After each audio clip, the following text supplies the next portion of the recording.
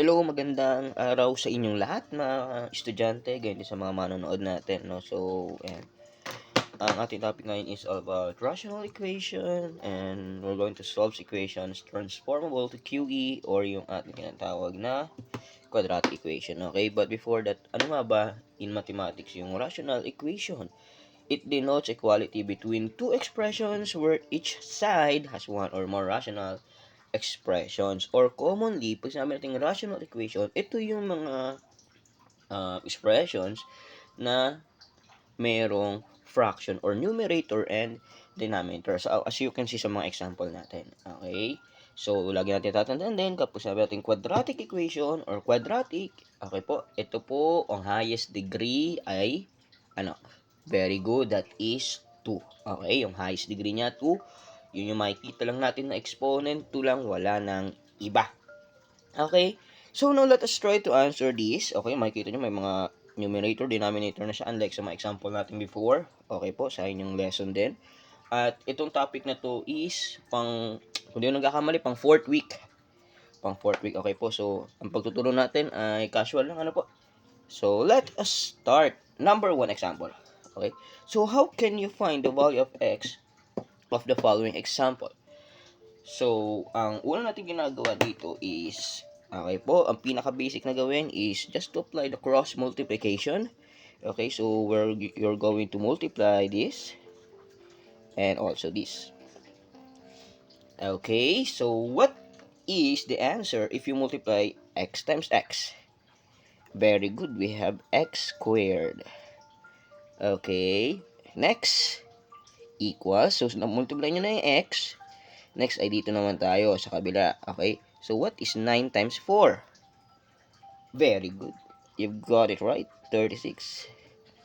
So makikita nyo, x lang ang gusto nating hanapin. X lang. Pero makikita nyo dito, x squared. Okay, so paano natin makukuha ang x dyan? Very good. You need to square root the both sides. Okay? Square root natin. Ayun. So mawawala ito. Cancel na rin yan. Ano matitira na lang? X equals. So what is the square root of 36? So dapat kabisado nyo mga squared in square root para di rin kayo mahirapan. Very good. So that is positive, negative 6. Okay. Next, number 2. So same process. Okay, same process lang gagawin natin. So cross pa rin. Ayun. Okay. X times x, that is x squared. Okay, so lagyan pa lang natin solution para yan, malaman na solution yun. Okay.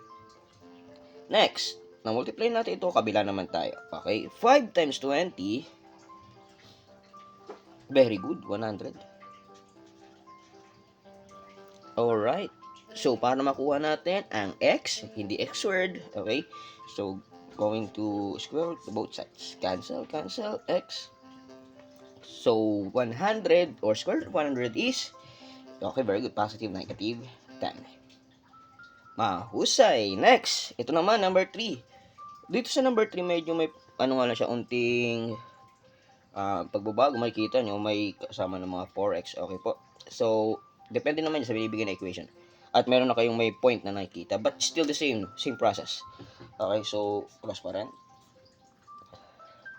4x times x. Okay, very good. We have 4x squared equals, excuse me, 8 times 12.5. What will be the answer?